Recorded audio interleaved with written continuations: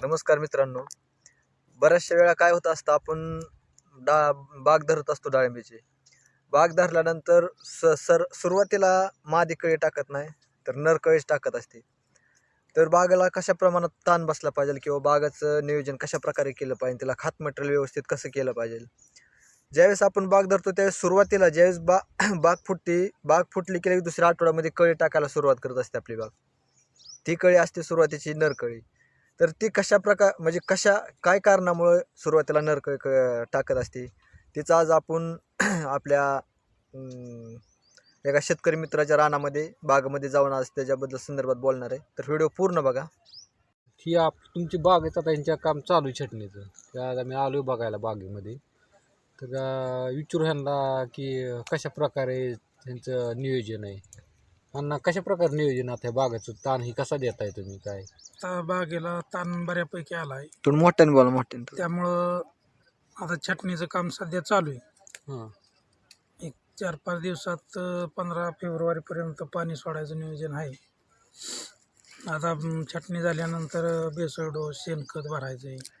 ताण जास्त प्रमाण बसलाय असं म्हणतात जास्त माणसं की ताण बसल्यावर नरकळी निघते किंवा काय होतं, असं काय असतंय का? नाही, झाडावर थोडीफार तरी पानं राहिलीच पाहिजे. 30% पूर्ण जर झाडाची नाही, पानं राहिली पाहिजे हे तुमचं म्हणणं बरोबर आहे. इत्रेल मारून पानं झाडावर राहिली पाहिजे हे बरोबर आहे. पण ताणाचा विषय चालू आहे. ताण जर जास्त बसला तर म्हणतात, असं म्हणतोय तो. जर झाडाला जास्त ताण बसला तर काय अडचण येते का? झाडाला 70-80% म्हणजे झाला. लय जर जास्त काळी वाळली तर मग नरकळी पिकते बाग. जास्त ताण बसला तर जास्त म्हणजे जास्त ताण बसून द्यायचा नाही झाडांना. मापातच 70% पर्यंत झाडांना ताण बसला म्हणजे छटणी करून घ्यायची.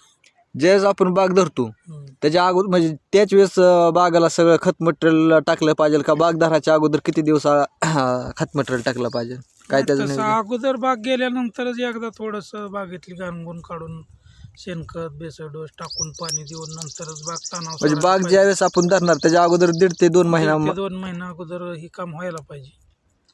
ते पाऊस जास्त होता रानाला वापसा, त्यामुळे आम्हाला काय करणं झालं नाही. आता काय जण काय म्हणतात, बागाला जर जास्त 10-26 टाकलं किंवा 15-15 टाकलं, म्हणजे ज्यात पोटॅशचा घटक आहे किंवा नत्रचा घटक आहे कुठला असेल ते मटेरियल जर टाकलं तर बागाला तेल येतो.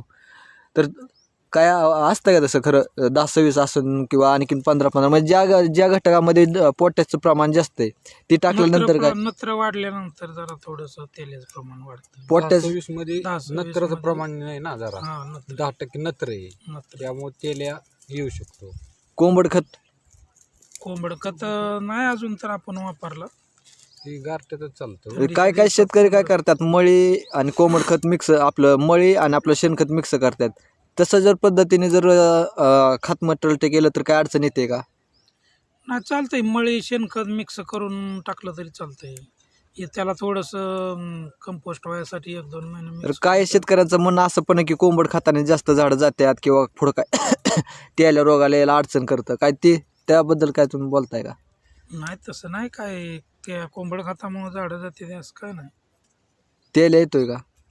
नाही, तेल्याचं कोंबड मग खताचं तुमच्या म्हणण्यानुसार बागाला कुठला बेसळ डोस भरला पाहिजे? वातावरणानुसार तेल्याचं वातावरण झाल्यावर तेलकटचं प्रमाण वाढतं. बागाला कुठला डोस भरला पाहिजे?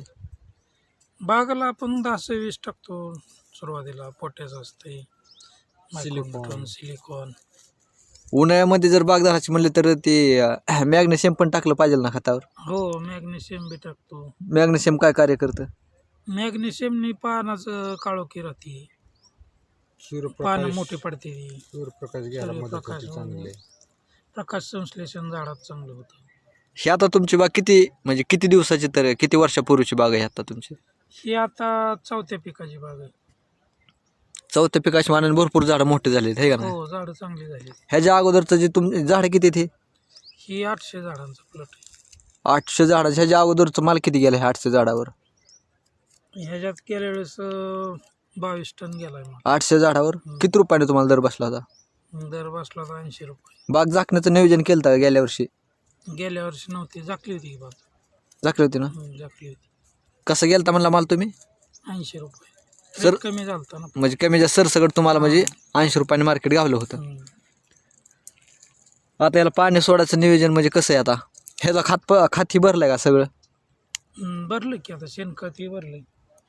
आता फक्त छटाई छटणी. छटायची पाणी सोडायचे. बरं. नमस्कार मित्रांनो, अशा प्रकारे यांनी ह्या बागेचं नियोजन केलेलं आहे. तर पुढल्या व्हिडिओमध्ये भेटू. धन्यवाद.